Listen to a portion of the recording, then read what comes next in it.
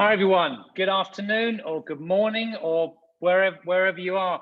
Welcome to the webinar. This is a collaboration, a webinar collaboration between Delivering Age Communications and C9 Hotelworks. This is actually our silver anniversary today. It's the 25th that we've done during the COVID period, and it's a masterclass. It's the second masterclass that we've been doing, and today we're going to be talking about hotel branded residences, insights into a key driving force in new hospitality developments. So I'm absolutely delighted to have you with us. We have about 500 registered in the audience, and owners, developers, investors, brand managers, and media. And we're going to be talking about a really prolific global trend.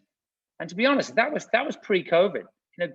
Branded residences have performed really, really well during this period, and we're going to look at that. And they've just shown incredible resilience. But we're not just going to be looking at the luxury end, because that's the typical thinking behind branded residences. We're going to be looking at lifestyle. We can look at upscale in Asia, and also we have a special segment on Europe. So thanks everyone for joining.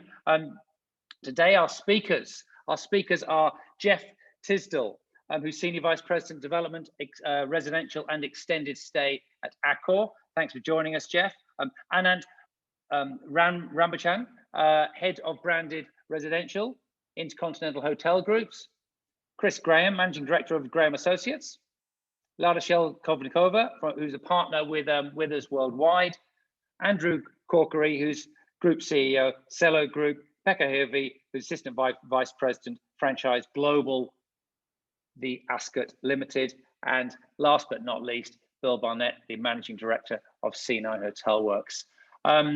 Right, just quickly before we get going, there's a Q&A function at the bottom. Please put in your questions as we go. We're going to run a series of interviews and a series of presentations, and we'll get 10 or 15 minutes at the end for questions. I will accumulate all of those and we'll ask them to the panelists at the end. Oh, and there's going to be a recording. So there's going to be a recording of the sessions, so there's a recording of the presentations, which is going to be sent to you all after the session, and you can then download it. Right, Jeff, Anand. We're first up, and I'd really like to start with you, Jeff, if I may. If you could unmute, please, and just to let me know, let us know, just kind of set the stage a little bit. Branded residential performance during the downturn. How did it go? Well, thanks very much, David. It's great to have an opportunity to speak to everyone this afternoon, and of course for Chris and everyone in Europe early in the morning. I guess the way to describe branded residential is this way. It's performed in many respects the way we would expect in a downturn. Obviously, no segment, no sector is immune, particularly to something like we've seen over the last year. But if I were to use one word, it would really be resilient. Once again, in a downturn, residential's proven to be resilient, and particularly branded residential. We're seeing within our own business, we're seeing strong sales continue in a number of projects like Fairmont Residences in Moscow, in Asia, projects like Residences Kuala Lumpur. We've got a number of very, very exciting launches that we're looking forward to in 2021. 15 really headline projects like the OO Residences by Raffles in London. Projects like the Mondrian Residences, which is a lifestyle offering in the Gold Coast, which is going to market soon. And even in terms of signings, what we've seen is potentially a record year in terms of new branded residential projects being added to our portfolio. Now, if you sort of take a step back, and groups like Chris at Graham Associates and obviously Bill at C9 monitor this segment very, very closely, and they'll be familiar with this sort of growth. But if you look at what Savills recently reported in their spotlight in branded residences, we're now at a point where globally there are 500 branded residences worldwide. In terms of openings in 2020, the year-over-year growth was 25%. So it's a segment that's really gone from strength to strength. And quite frankly, we see it as being integral to the recovery, particularly in the lifestyle and in the luxury segments. And because there's so much reliance on mixed-use development, branded residences will really play a key role in helping new developments go forward, get traction, and find their place in the market quickly. So it hasn't been an easy year, but resilience and continued strength are the key themes that we see. Thanks, Jeff. And what would you like to add to that, please, in terms of IHG resilience? Has that been a key factor for you? And it'd be interesting to see where the resilience has been and why. Maybe there's a brand component in there too. What are your views? First of all, thanks, David, for having us, and thanks everyone for tuning in. I must echo a number of thoughts that Jeff just mentioned. Look, the resilience again is a key word that comes to my mind. We've had we have a number of operating service residences projects, for instance, which are co-located with hotels, Saigon and Osaka being two great examples under the Intercontinental brand, where we've seen that those have really offered an amazing sort of base cushion to the business that hasn't let the hotel business or the mixed-use business as a whole fall through the floor. That base demand has really allowed the hotel to continue to generate income. They've held occupancy within that business. They've held rate. Equally, I would say that when people are seeking and gone out on vacations for leisure, as we all know, leisure sort of bounced back a little bit quicker than other segments. A number of our guests are actually putting their hand up and looking for residence-like accommodation where they can be a little bit more self-sufficient, a little bit more secluded and private.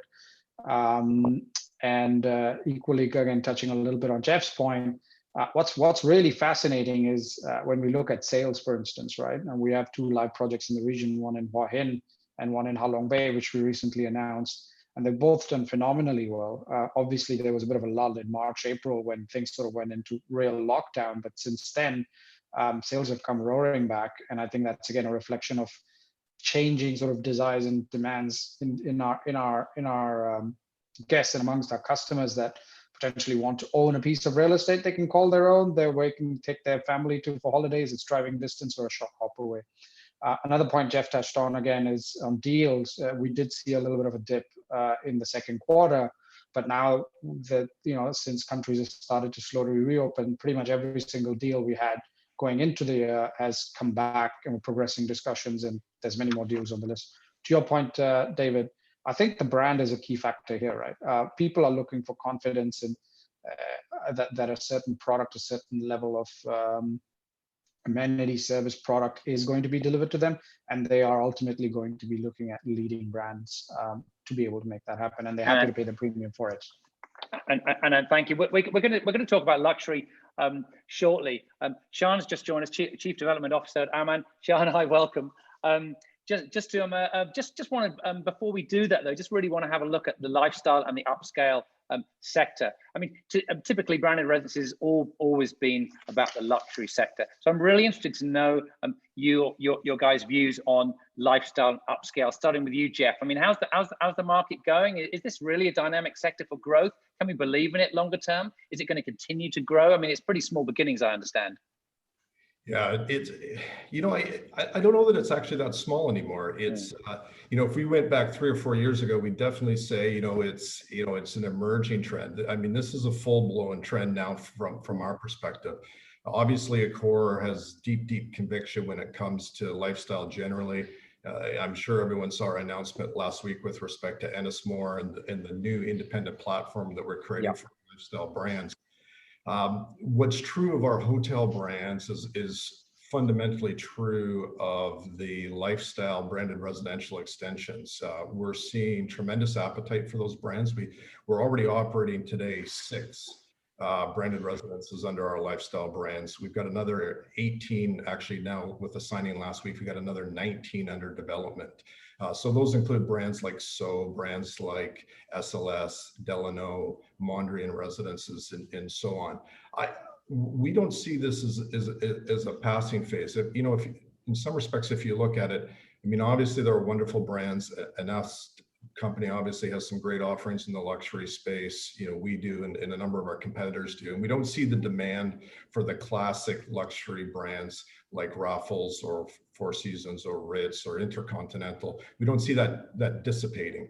But what we do think is that model has really proven itself now over about 15 years. The ability to provide branded residence owners with sort of a best of both worlds scenario where on one hand, they have 24/7 on-demand hotel services available to them and an integration of a hotel asset into their residential environment and the residential experience. But the design that that is now being taken to these residences, where at the same time that they're integrated, they're private and they're separate and distinct. And to Aneth's point, they're really guarding some of the things that are increasingly important in today's environment, like privacy, like safety, like having your own sort of self-contained environment that you can control. Those elements are fundamentally important.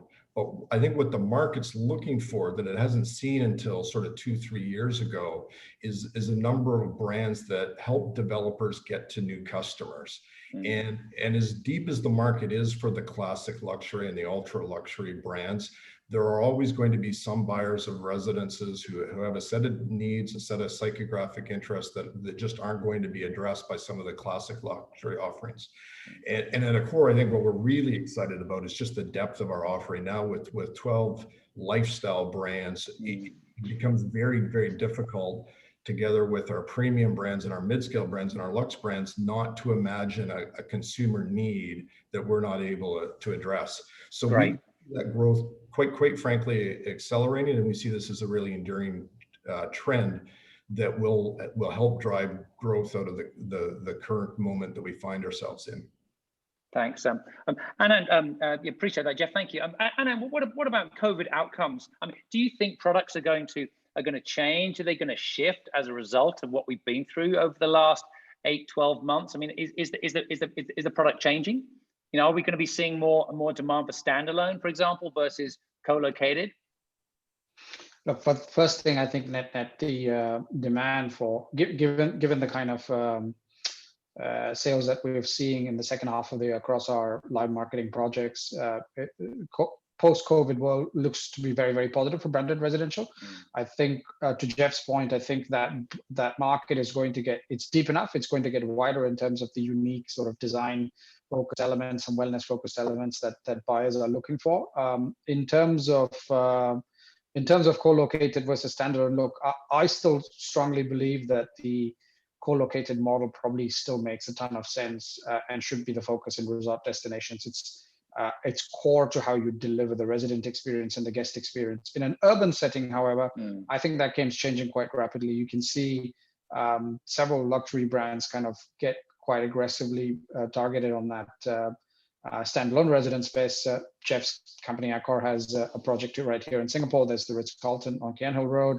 I do think that's going to grow. I do think with people starting to have a lot more flexibility around how they live, how much they travel, where they travel to, how they mix work and play, I do strongly think that the urban branded residential model is going to grow, and standalone is going to grow for sure with it.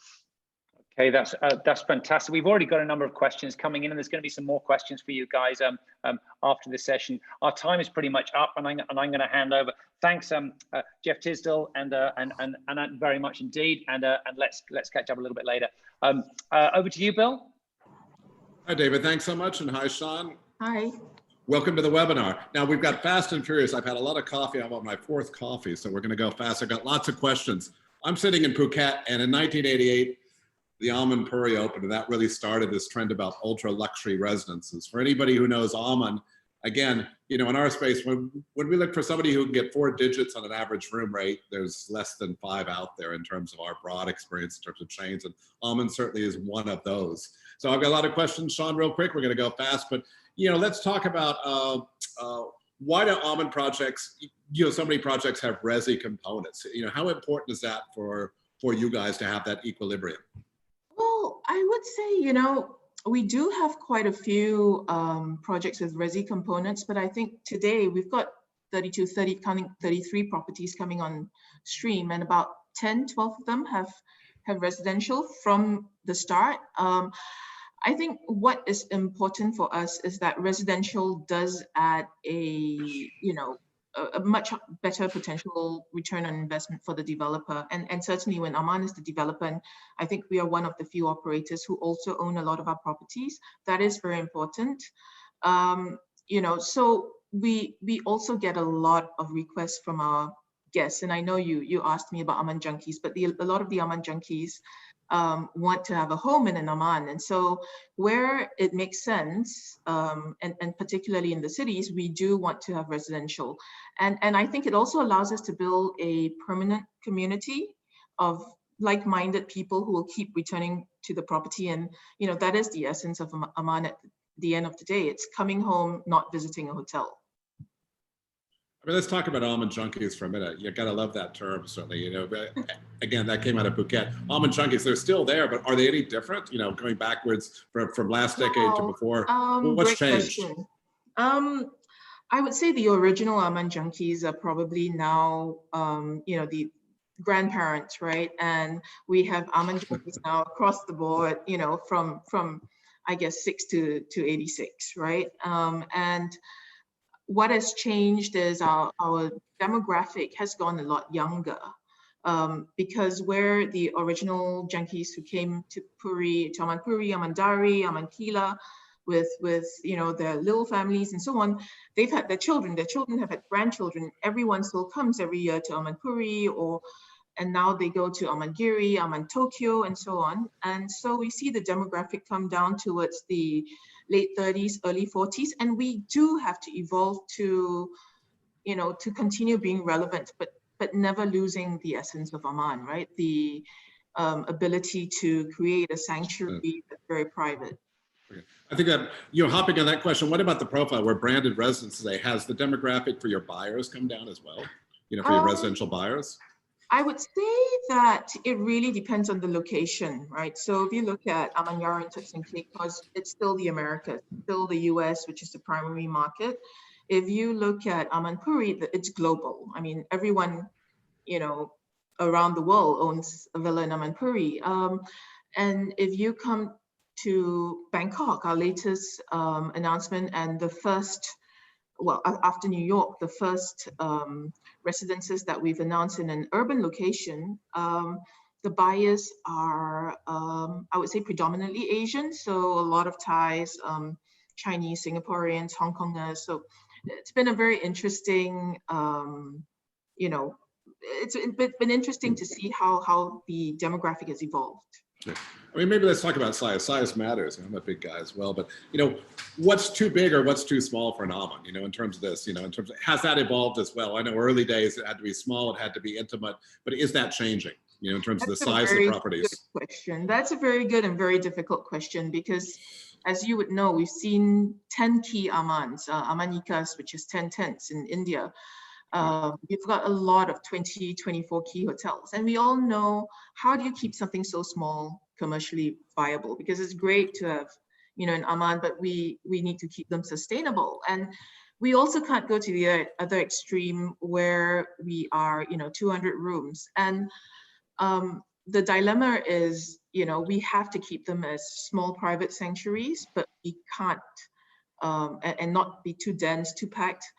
And I think at the end of the day, it's about striking balance. So what we've seen is, if you look at Aman Tokyo, which is doing extremely well, 84 rooms, perfect, right? So I would say in an urban location, 80 to 90 rooms, maybe max, you know, I would say would stay below 100. That's showing itself to be perfect for the Aman experience in a city.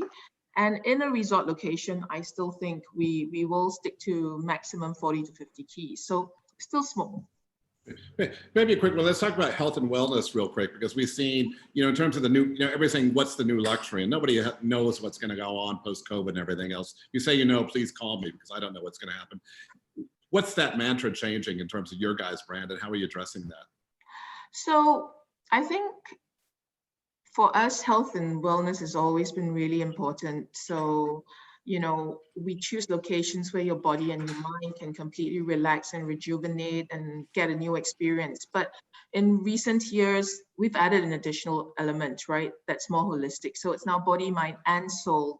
So it's not just having a spa for the feel-good massage, but having places for contemplation, wellness immersions where you cure body, mind, and soul, meditation retreats, etc. So that's very, very crucial to our DNA. Maybe one last question, because we got a lot of other interesting talks coming on. You got Janu, which is your second brand now. Would there be any intention to have Janu residences, or would you be going into the residential space or branded residences? Absolutely, and thanks for bringing it up. So Janu is a brand we launched in March this year. We've been working on it for a few years, and the first three properties are in Tokyo, Saudi, and Montenegro. And in Montenegro, we have service apartments that go along with it. And again, you know, Janu is a sister brand. It's going to be quite different from Amman. And yes, we will have residences that go with it. Okay, Shan, certainly thank you very much. Stay online. We're going to come back with Q&As at the end of the period. We're going to go back to David Johnson in Bangkok. David, over to you. Thanks so much, Shan. Thanks, Bill. Awesome. Right, well, we're now going to go to somewhere a little bit different from Bangkok. We're going to go to a kind of a chilly London, I think, where we have Chris Graham. Chris is in the UK. How's things over there, Chris? Need to unmute, please. I'm just waiting for the dawn to break. Actually, it's it's a fairly frosty morning over here, but it's still pitch black outside. Just starting to break. Excellent. What have you got for us today? I know you're going to focus on the European market. Well, hopefully you can see my screen, which I've just shared. Splendid. Okay. Right. Well, firstly, thanks very much for inviting me to join the panel today. Before I start, I'd like to give out a very quick word of thanks to my friends at Savills who helped me at the Savills International Development Consultancy, because they ran off the latest figures for me from their very comprehensive database of global branded residences. So the data that I'm about to share with you is actually up to the minute. So I'm conscious that time is quite tight. This is a fairly whirlwind tour that I'm going to give in about 8 minutes, which I'd normally do in about double that time. So let's jump straight into it, and we'll set the scene here with a sort of a global snapshot of what we're looking at in terms of global branded residences. Today we have over 900 residential schemes either operational or underway in over 180 locations across about 64 or so countries. Of these, there are over 500 completed schemes globally, with a total of about 76,000 residences. And the sector's grown by 170% or so over the past decade. And correspondingly, of course, the number of brands participating in the sector has more than doubled. Of these, hotel brands, particularly luxury hotel brands, still dominate. I think it's about 85% of the schemes out there. And just as an interesting perspective on pricing, over the past decade, consistently, and certainly since the research I've done on my reports and many other studies that have been done, it's interesting that the average price premium on branded residences has hovered consistently around about 30%. It really hasn't shifted. Now, there are massive variations depending on destination, but it's always been around the 30% mark. So what's been driving this exponential growth? Well, I'm a marketeer, so I'm going to look at it from the buyer's perspective anyway. But fundamentally, you know, we wouldn't have a market if there wasn't very strong demand for this. And when I was doing my research for started writing my reports, and I started drilling down into what this was all about from the buyer's perspective, which was making them, you know, to snap these things up, and which is underpinning this enormous growth, I distilled it down into two key areas, which were convenience and confidence. And looking at these in a little more detail, and I'm not going to dwell on this now in the interest of time. It's been well covered in my report and many other reports out there, and I'm sure many of the viewers all know this, but there is a very broad range of benefits. It ticks an awful lot of boxes, this concept. And that's why people are you know, the growth in the market is just so significant. So it's not just about the buyers. One of the things that really attracted me and motivated me to start writing these reports is the fact that it's what I call a win-win-win scenario. It's that all of the participants in this concept benefit. There are significant benefits for each one, and you know, for the buyers, I've already touched on those. For the developers, there are you know, very significant financial benefits and velocity and so on. And the brands, of course, and leverage. It's a new income stream and so on. So I'm not going to dwell on this because, again, I'm sure most of the audience already knows this. But it's important to understand that yes, there's a strong demand for it, but everybody in this equation benefits from it. Let's have a look at the global situation now in terms of the completed versus pipeline. Globally, there are 522 completed projects and 379 in the pipeline, and that's a pipeline growth of about 73%. North America has about 40% of all completed schemes, but interestingly, only about 16% of the pipeline. So the growth there is significantly slower. The APAC region is pretty well balanced. It's got 25% completed, 25% pipeline. And the Middle East, North Africa region currently has only about 9% of completed projects, but this is set to increase significantly to over 20% over the next 3 or 4 years. And as an example of that, Egypt is the fastest growing country in the world, rising from 1 completed scheme to 18 schemes over the next 4 years or so.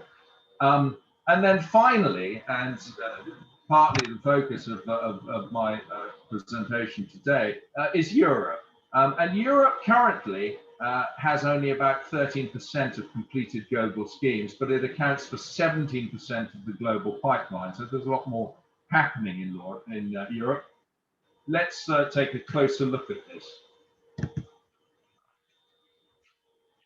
So if we look at the number of developments by countries, we can see that this is dominated by Turkey. Turkey have really embraced this concept. They have 13 completed schemes with 10 more in the pipeline, and these are large schemes. This is a total of just about 3,000 residences in all. And then in second place, we've got the UK with 11 completed schemes and 10 more in the pipeline. So again, it's going to be a fairly dominant player in the European market. But what is interesting in this is the total number of residences is less than 50% of the residences in Turkey. So it's there's quite a variation there. Then we move into Portugal and Switzerland with 6 apiece and 6 in the pipeline. Switzerland, 6 completed, with only 320 residences and 6 in the pipeline. But what I find really interesting about this is France and Spain. I mean, these are 2 major tourism destination, global tourism destination countries, and yet in France there are only 178 branded residences in total across 3 completed schemes. And in Spain, it's even more extreme. There's only 1 completed scheme in Madrid, the Four Seasons. You know, you look at these figures and you just think, well, you know, why is this? Montenegro came up earlier. I think it's worth looking at Montenegro because there you've got a country of about 650,000 people. And yet within a probably 20-mile radius, you're going to end up with about 6 different luxury branded residences there. So there's quite a lot going on in that small country. And one that's not on here, but I think it just shows the variation that's happening across Europe, is Cyprus. Now, Cyprus is just a short boat trip south of Turkey, and yet Cyprus only signed, and again, it's a major tourist destination, but it only signed its first hotel branded residence scheme in September this year. So, so again, the variations between the countries and the traction that is getting, it varies significantly. Another thing about this is just looking down the list. We know that globally, about 2/3 of branded residences are in urban locations. But when we look at the European situation, it's more finely balanced towards resorts. There's more prevalence of resorts here. It's it kind of reduces to a more equally balanced situation. But yeah, I think that pretty much covers that slide. If we look at the key players now, actually, I just want to touch on one thing. The question I think that comes from this is why is the number of schemes, branded residence schemes, so low in these what are very established and mature real estate markets? And I did some research into this in earlier reports when I looked at the London market. And London's a good example actually, because if you remember about a decade ago, it was setting records in terms of branded residence. At One Hyde Park, £160 million penthouse was sold.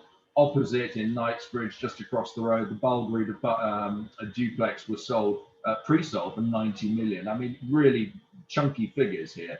But it was really a combination of very high prices for super prime real estate combined with strong buyer demand. So there was really no need to bring on a third party along with the brand royalty fees that the developer had to pay, and of course the added price premium, which was at that time higher than it is today. And the market, as it's become more challenging in London, we've seen a combination of supply, higher taxes, and of course Brexit. It's made a more challenging environment, and we've seen a corresponding increase in branded residences in line with that. And today, branded residences in London are doubling in number, and yet, as Savills data suggests, the premium now is only around 8%.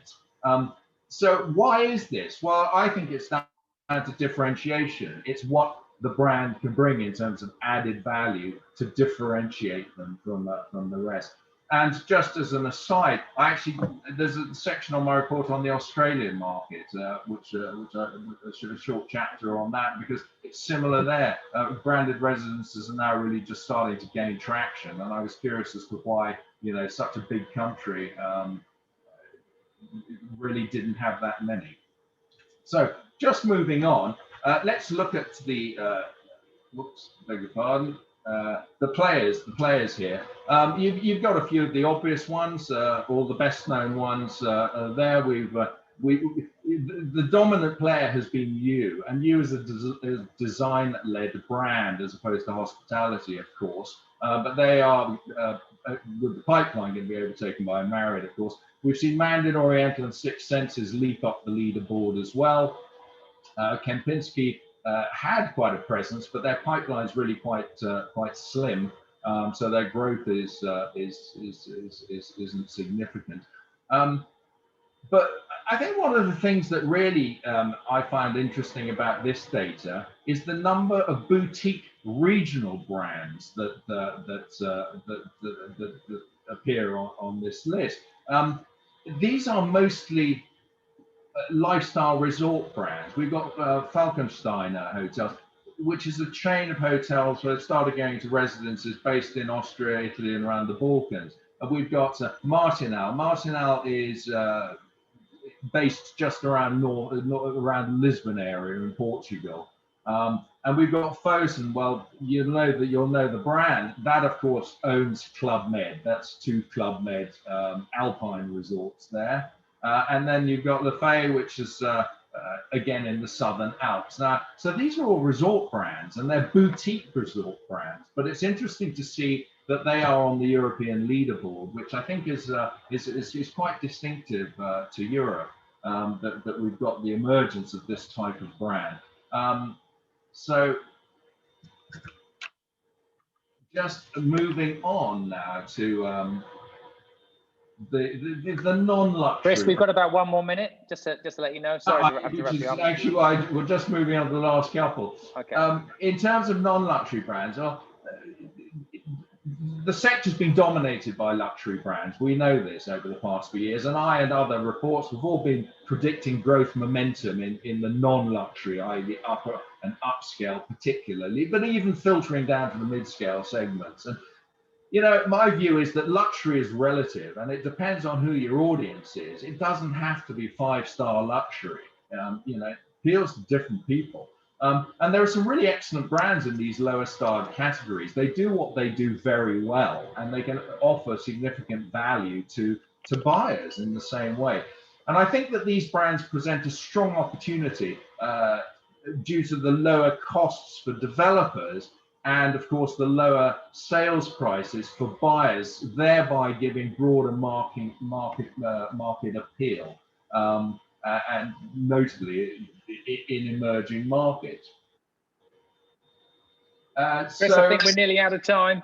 Okay. Sorry to hurry you.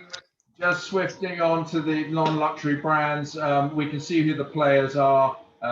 Non-luxury brands account for 31% of the total pipeline, compared to 23% of schemes operating today, dominated by main players Marriott with 14, Hilton with 13, Accor 8.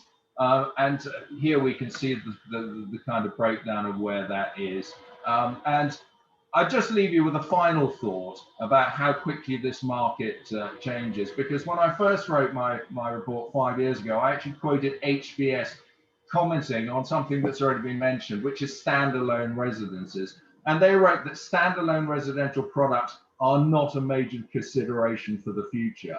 And I just thought how quickly things can change in this sector, as most of the major operators who I've interviewed are now embracing this enthusiastically. Anyway, thank you very much indeed for inviting me on the panel. Thanks again to Savills for the data, and thanks for everyone for listening. Excellent. Thanks, Chris. There's some fascinating stuff in there. And these reports are going to, just remind everyone, these reports are going to be available, so you can download them afterwards. There's a lot of data to get through there. Thanks, Chris. Lada, over to you from a more of a legal perspective. Lada, you with us? Yes. Thanks very much, David. Hello, everyone. Today we'll be looking at different structuring options, pros, contras, challenges, and risks. So particularly the branded resis as part of a mixed use, as standalone projects that we've mentioned today already, and transformation of unbranded residences into branded at a later stage. Finally, we'll finish with trends in this space in Asia and globally.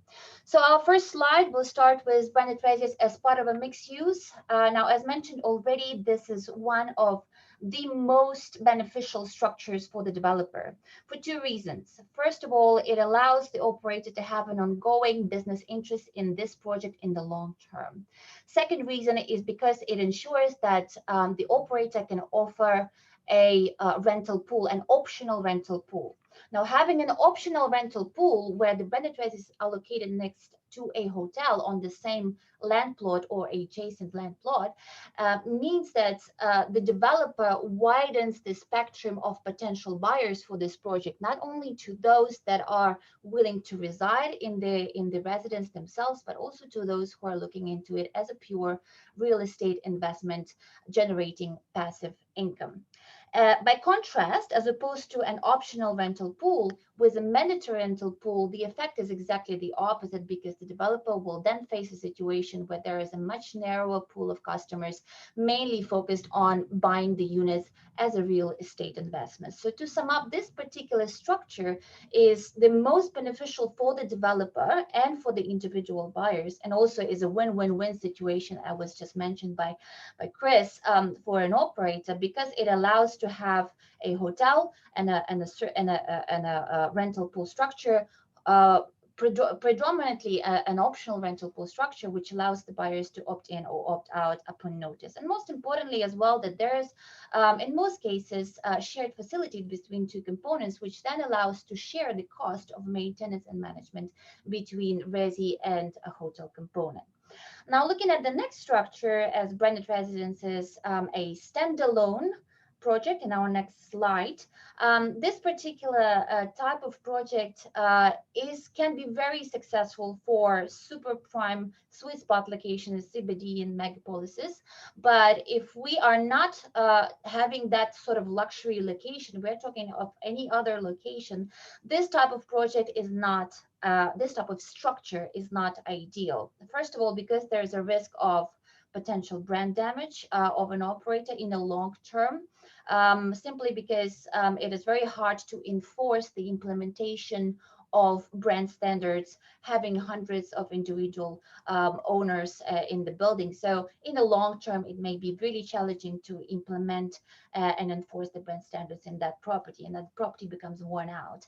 The second reason why it's not ideal for other types of location is because there is a little appeal to an operator to really manage that asset because of a lack of ongoing financial interest. There is no recurring income. There is no way to generate additional operators fees. So most big groups will not be necessarily too keen to enter into this type of project unless, as I mentioned, it is a sweet spot CBD location.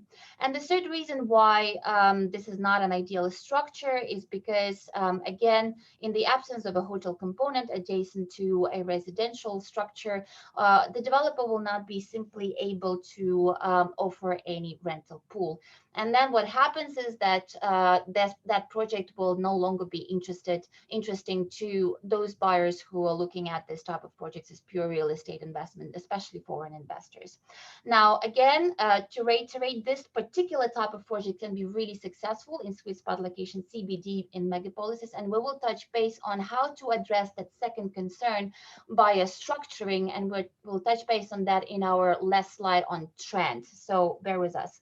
The next structure is transformation of unbranded residences into branded, and we had projects like that. So speaking from practical experience of the challenges involved, transformation means that the developer first develops the unbranded residential, and then with time adds the hotel on the same site or the adjacent land plot, and then is able to, alongside a hotel, to brand the unbranded residences, so it becomes a mixed use, but at a later stage, few years down the line. Now, this structure is not ideal for various reasons. First of all, in the absence of brands, the developer cannot generate any meaningful sale premium.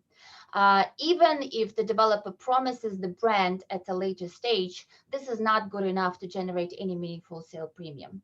Second challenge is that in the absence of a brand, the developer cannot speed the sell down process. Now, the whole idea of partnering with a brand is to have two main benefits: sales premium and generates a sell down process, because that's when the developer gets all the project financing it needs, not to turn into the bank finance.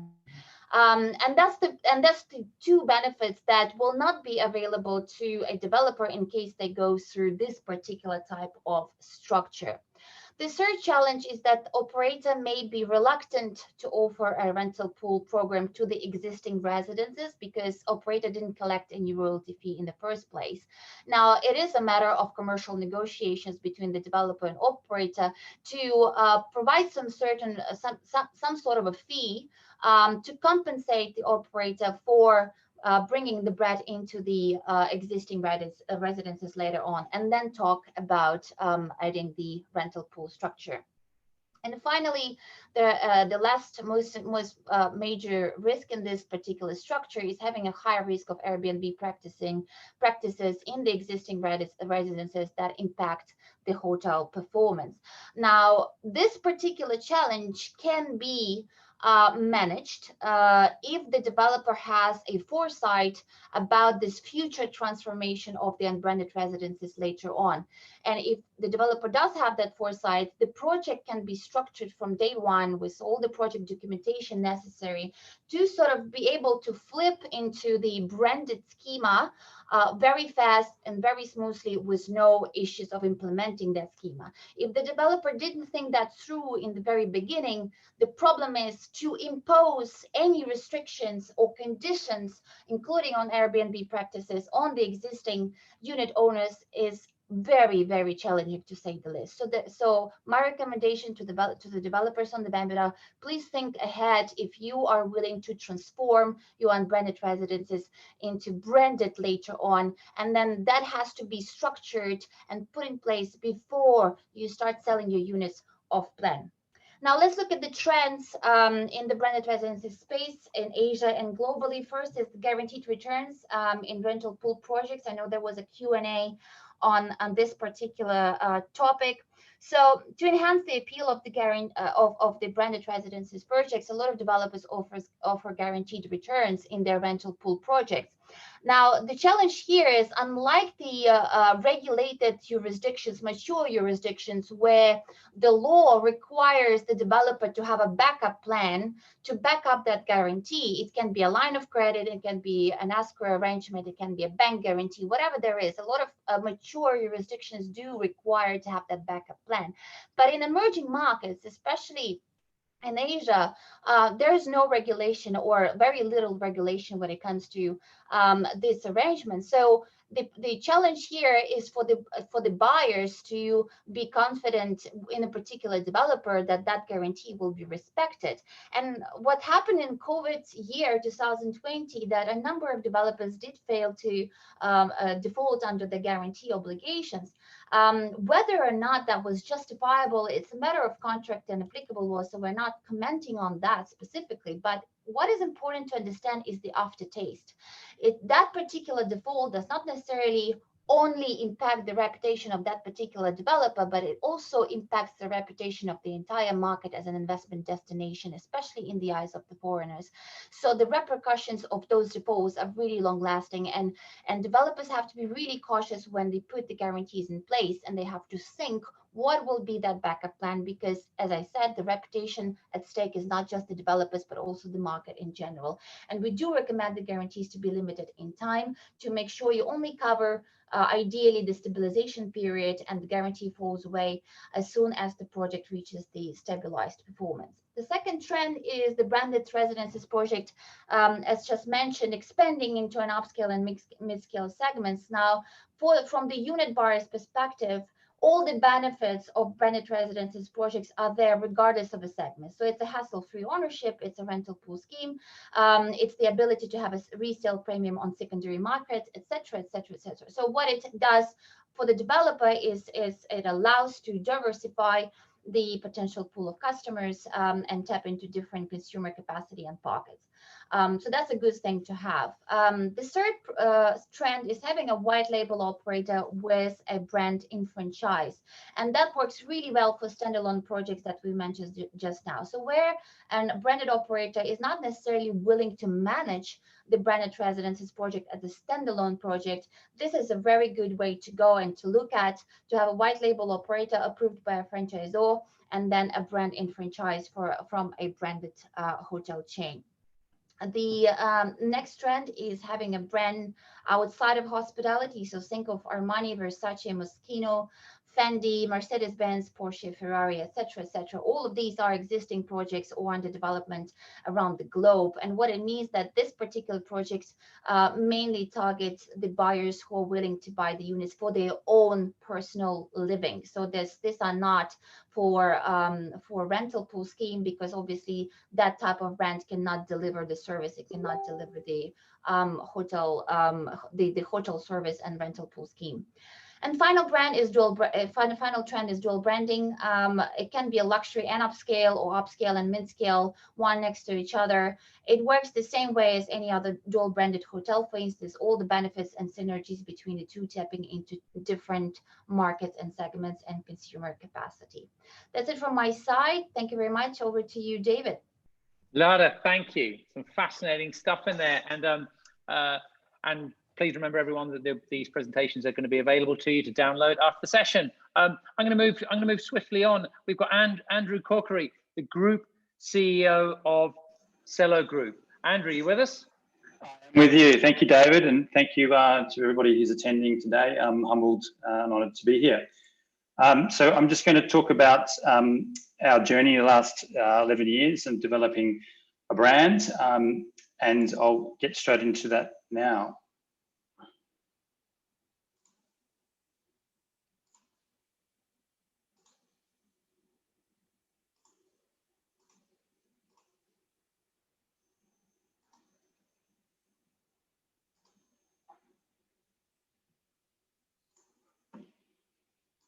Okay, so hopefully everybody can see that.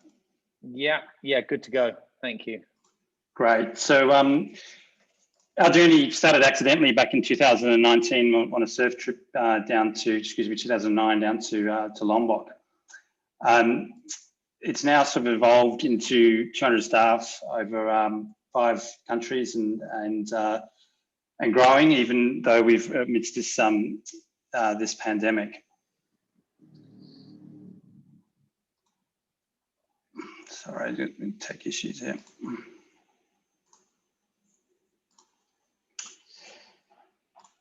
So that's the company timeline that you can just see there.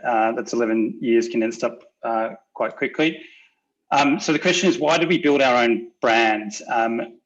The whole journey started, as I said, by accident.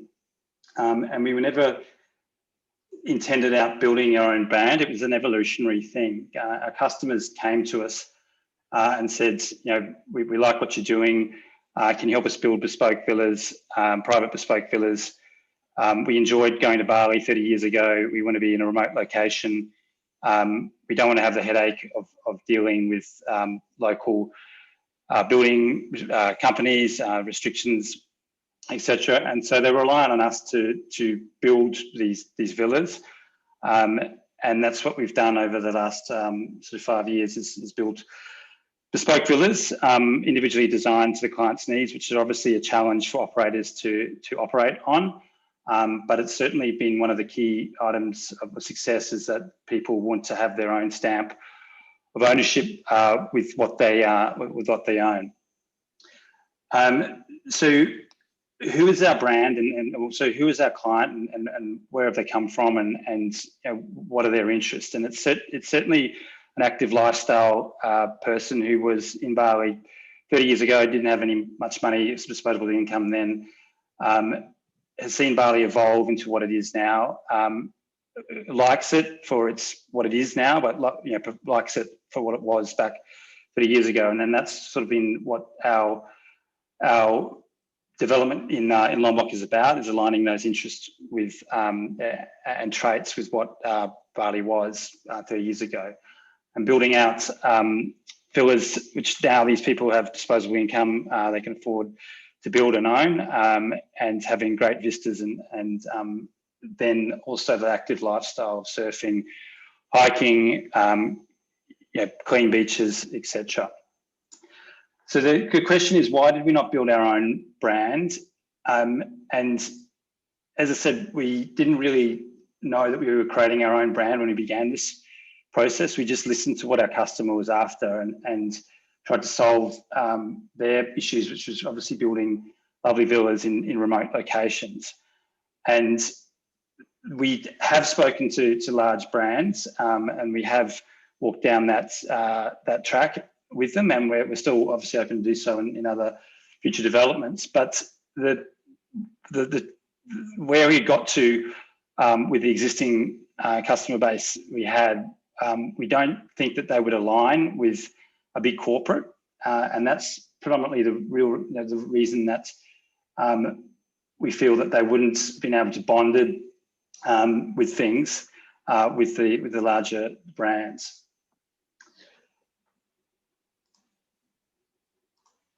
So learning how to build a brand, the major lessons learned with this, because we've going from a construction period over to operational period, this has been one of the biggest challenges that we've had. It's a really difficult process to manage.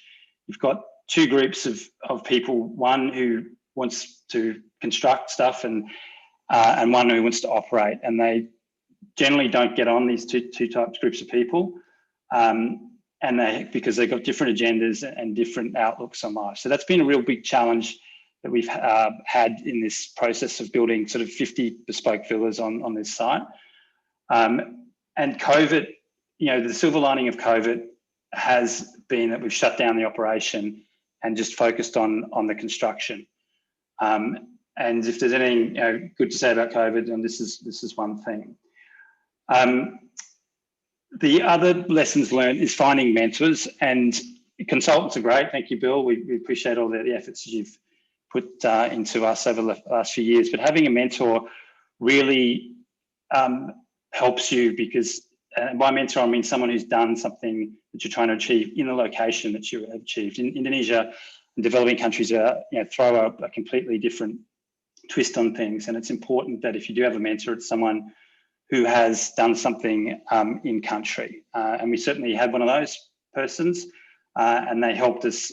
They finished building one of their hotels in Indonesia, and we ended up taking his project manager, which was a good learning lesson for us. The other thing that's been of a great help to us is developing core values and selling those core values from your line staff, your construction staff, and through to operating staff to senior management. It's really important that that's done. This shapes the culture of your business, and in turn builds the soft side of your brand, which is really moving from development into operations is the key success item that needs to be focused on. And then finally, the vision. You really have to sell a vision to all people, that whether it's your stakeholder, all stakeholders, be it your customer, your construction, to your operations, and they have to believe it, and then you have to execute on that vision, ensuring that happens.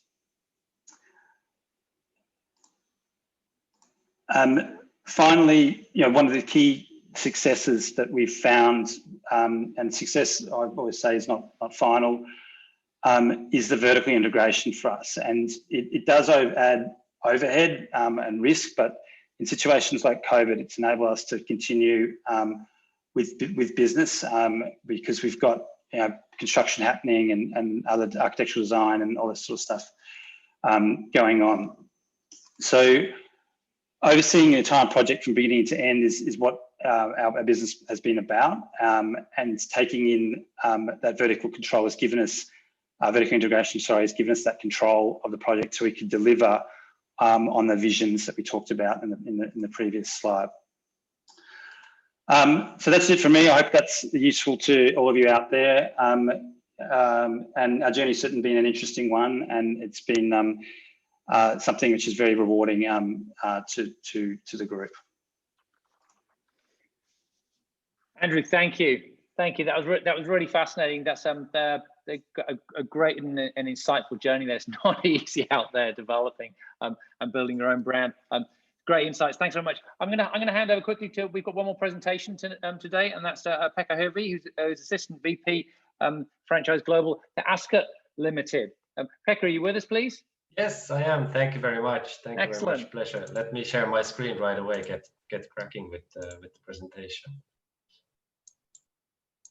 So thank you. I think there was a great presentation already. I'm gonna just speak a little bit from the perspective of a service residences. As Ascot is, we have over 550 service residences around the world in 35 countries and over 140 cities, and we have been excelling the service residence size for over 35 years already. So to share some fundamental points of how the service residence work, and then perhaps if an investor is looking, it's from sales and leaseback model or rental model that Lara was mentioning as well, to have some fundamental things to look at. So service residence, I will be calling them service residence throughout the presentation. They are purpose design built products, and that carries about how we design and how we look at the customer base, the facilities, and so on and so forth, to have that high return on investment. So if a service residence is more dynamically operated, they should be attracting short, mid, and long-term stays. And long-term stay, we're talking about even up to 1 year annual stay, 1 year stay from the corporate and leisure segments. Again, and if operations are more dynamic, it means that there's a strong importance on the sales and distribution, revenue management operations to really drive that ongoing revenue cash flow stream. Whether this is a standalone service resident or if there's a rental pool model or sales and leaseback model so that the individual investors are getting the return. So this is a strong importance, especially when you want to tap on this big wide variety of different customer segments, mid and long-term corporate clients, for example, who's been very, very strong backbone throughout this year in our properties, for example. And lastly, what we have noticed in our properties that we own and lease, as well as then managing and franchising, is that it's really important to really look what are those facilities that one wants to develop, how the unit mix corresponds to the locality of the place, what are we expecting the guest mix to be, the residence mix to be, is it the corporates, is traveler, are they very long-term stay guests?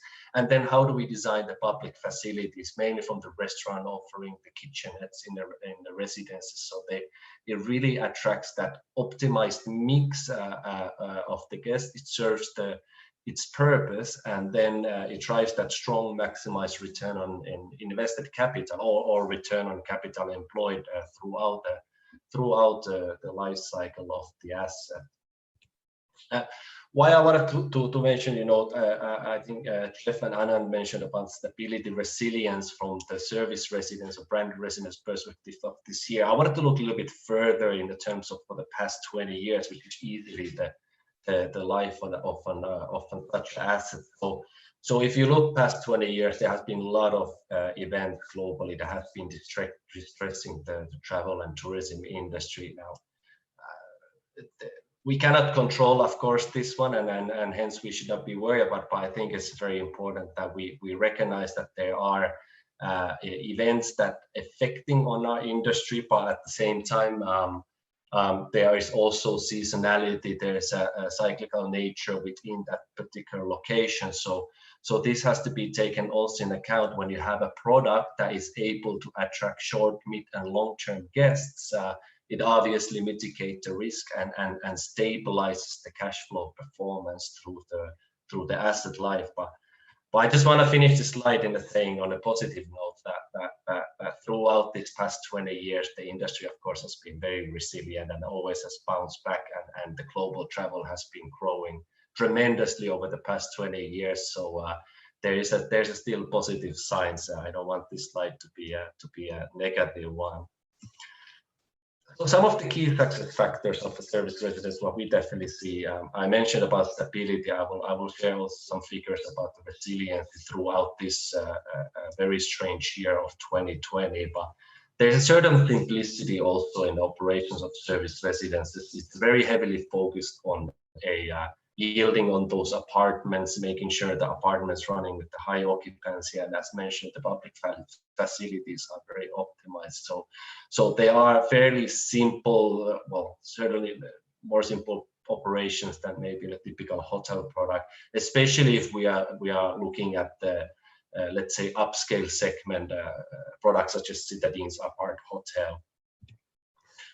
They are typically, due to their lean manning structure, due to the high efficiency and day-to-day operations, they are typically running higher operating margins than again comparable hotel products, which then combined with the cost-effective development cost, will return obviously a very effective return on investments.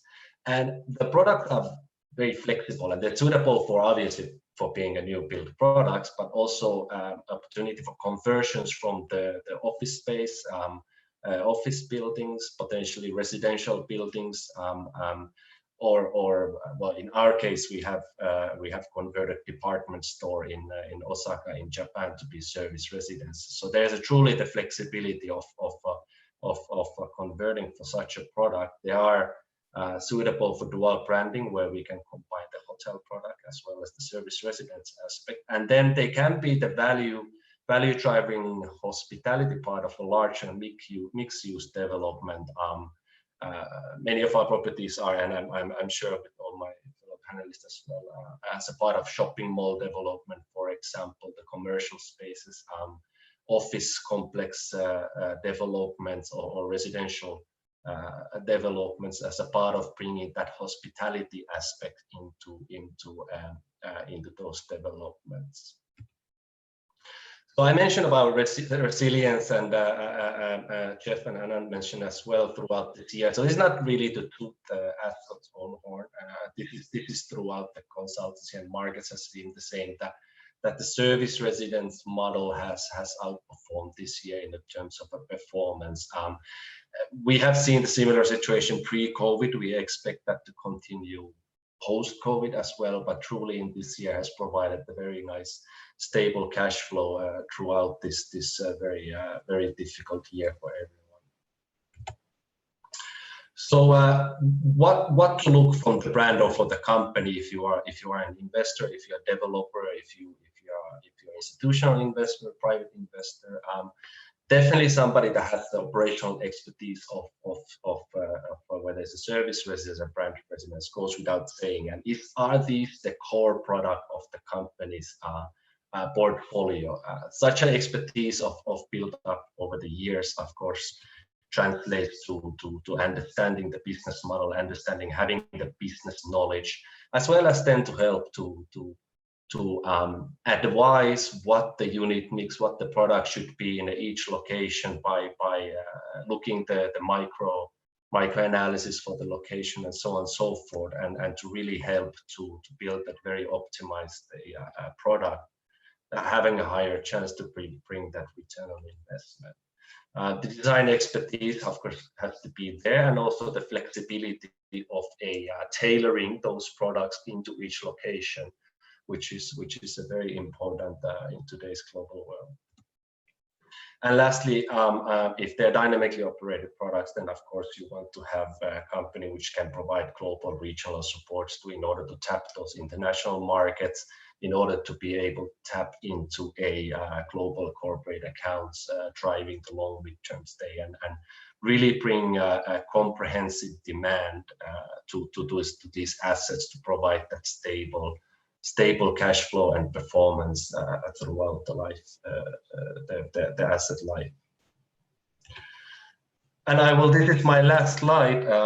So I will just share. So I get a lot of this question, and I'm sure this is also the question that is been more and more asked in European markets, Middle East, Africa, and here in Asia. Is this service residence suitable for franchising? And I mean, in short, yes, it is. Very, very suitable for franchising. It's very, as mentioned many times, resilience coming up all the time, but I suppose it's because of this year has been so strained. But it's a stable product. It has a simplicity in operation where we're looking that more of an upscale mid-market positioning, for example, on the higher end products. That simplicity is, of course, a bit less. There are more complex products, but there's a certain simplicity that having operation, which also is franchising. When you partner with the company, with the hotel company, service residence company, such as Ascot, for example, you want to make sure that there is the operational support in terms of a training, pre-opening, post-opening support, as well as those distribution channels to help to bring the international clientele to the assets. Again, whether you are a private investor for a sales leaseback model, or whether you are a more institutional investor, and so on and so forth. And going back to, again, this concept is suitable for greenfield and brownfield project when it's been really designed well, when it's been really thoroughly thought what is the market demand around, and so we can ensure that it actually addresses the market needs.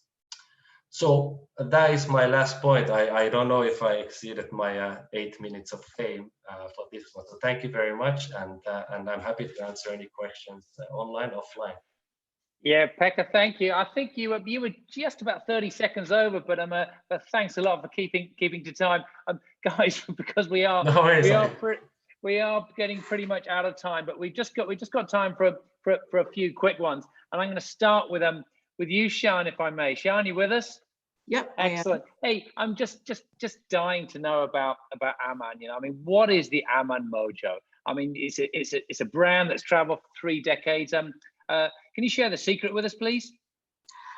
I like to think of us not so much as a hotel brand, but we're a lifestyle, right? And it is very, I think we're very niche, obviously, compared to a lot of my colleagues here who are with, you know, wonderful, really large groups. I mean, we have 33 hotels. We've got, you know, maybe another 10 more in the pipeline. Yes, we have a sister company, but it's very niche. We're growing very organically.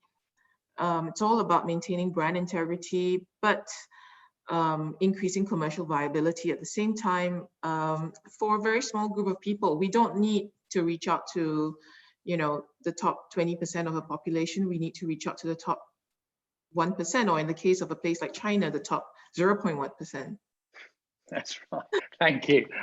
Jeff, over to you. Another brand-related question. There's a lot of questions about brand that we've received today. What is the sales premium that you put on a branded residence versus a non-branded residence? Yeah, the $100 million question, so to speak. Yeah, exactly. You know, the good news on brand premium, and maybe just to circle back to the concept, it's really this notion that by licensing an internationally recognized brand like a Raffles, like a Fairmont, like an SLS or a Mondrian Residences or a Pullman Residences, that brand will help the developer achieve a pricing premium compared to an independently branded project, so a brand that they develop themselves. When compared to a similarly located, similarly spec'd project. And it's, you know, so in our business, generally when we're advising our development partners, we suggest to them that, you know, look, the brand adds value, it helps drive sales absorption, it helps lower marketing costs, and a brand premium in the space of 15 to 20% is typically reasonable. Now, there's a lot of variables there, and a lot of things need to go right in terms of planning, interior design, location, execution, and so on. But if you take a step back at that and you look at some of the analysis that groups like Savills and Knight Frank have done over the years, it's a pretty well documented space. And while we see variations between mature markets and emerging markets, while we see variations in resort versus urban settings, those brand premiums have stayed remarkably stable over the years. So in Savills' last report, which is the brand spotlight report from about a month ago that was released, the Savills group led by Ryan found the average premium stayed in the plus 30% range, 31%. So, you know, generally, I think from an underwriting perspective, from a modeling perspective, it makes sense to go with more conservative assumptions. The flip side is, you know, we've seen and we continue to see many projects that not only are absorbed quickly, but achieve absolutely blowout pricing, particularly when we're bringing a new brand or even the branded residence concept like we're doing on the Gold Coast of Australia, launching in the next couple of weeks.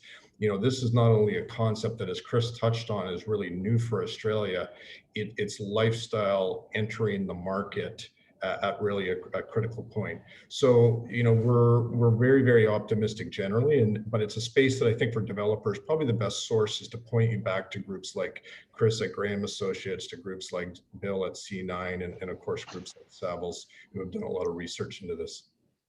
Jeff, thanks very much there. Anand, over to you. He's got a question here from Nigel Cornick from Zen Capital. How do hotel operators balance a lack of hotel revenue on a straightforward residence without hotel revenue streams? So basically, when the hotel's not doing very well and it's not creating the revenue streams, how do they balance that? How do hotel operators balance that?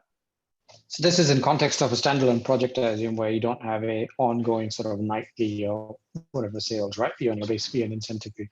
Well, I guess the first answer to that question is you wouldn't be doing a standalone project if you weren't in it to make to drive brand premium and to be making a license fee, right? So you're really kind of doing it primarily to be able to support that development and to take to earn income through the license fee. In terms of the ongoing support, that's really more of it's right in pointing out that that's not really a substantial profit center in any way. That's more just the continued involvement. There's more just to make sure that the guest experience and the resident experience is delivered on brand, and that brand standards are complied to. At the end of the day, we got to do what we have to do to protect our brand, so that we can keep driving business into our hotels and into other residences. Yeah, and quickly, just very quickly for you, Anand, too. How can brand operators deal with the risk of termination, say, when of their management by the juristic in a freehold condo project in Thailand? I know you've got condo projects in Thailand, or branded residence projects in Thailand. And how does that play out? Just quick answer, if you don't mind, please. Yeah, not focusing on Thailand too much, but generically, it is one of the trickiest parts of how you deal with this, right? And I think ultimately, the inherent protection to some extent that you have is that the people who have bought this, they bought it because they believe in the brand. They bought it, they paid a premium for it because they like that brand experience. It's sort of not in their interest ultimately to kick out a brand and to some extent eat into or erode the value of what they've put money into, right? That's sort of that's really the bulk of it. Okay, thank you. Bill Barnett, I mean, you've been mighty quiet, unusually quiet today. Some words from you, please. I think we're about ready to wrap up. I mean, thank you, all you guys. Chris got up early in London. We've got, from luxury, talking about mid-scale, talking about a lot of different products. What we know is we're at the beginning of a new cycle. And, the blend of real estate together with hospitality is different from jurisdiction. There's no, often I'm asked, what's the standard? Or, the answer is from jurisdiction to jurisdiction, from product, it's an evolving space. What we know is, post-COVID coming out of this, guys are going to be doing branded residential. Take luxury as an example, probably 30% of the luxury pipeline has mixed-use projects in it. So as we go in and we see new developers going and doing projects, certainly post-COVID, they're going to want to mitigate their risk and bring these type of products on. And what's amazing to me is there's space at the ultra-luxury space, when you see the Almonds, which sold out massively in Bangkok in the middle of the pandemic. But also we're seeing, in terms of the Accor products and the IHG products, also in the upscale as well, in lifestyle segments, we're seeing development there. And that to me is exciting because it's becoming its own real estate class. So, thanks to all the guys today who are talking about this. I know we're short of questions as well. There's not enough time here, but I think the takeaways are good, and great panelists, David. But it's an exciting space. I think coming through this, it's the beginning of a new cycle, and that's going to be really dynamic for branded residents. We're going to be hearing a lot more about this space in the year ahead. Thank you, Bill. Sean, Jeff, Anand, Chris, Lada, Andrew, Pekka, and of course yourself, Bill. Thanks very much, everyone, for joining us today. Okay, thanks everyone. All the best. Thank you.